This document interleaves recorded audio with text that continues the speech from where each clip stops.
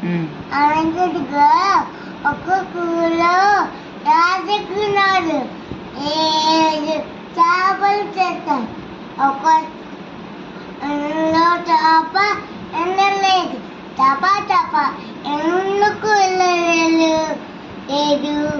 నాకు గట్టి పప్ప అర్థం వస్తుంది.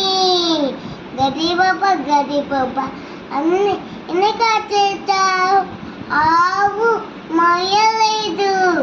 అవావు ఎన్నో మొయ్యలేదు. పోలికాచి ఉప్పు లేదు. పొలుక ఎందుకు పెట్టదు. అవ్వ పెట్టలేదు. అవ్వ ఎందుకు పప్పలు పెట్టలేదు.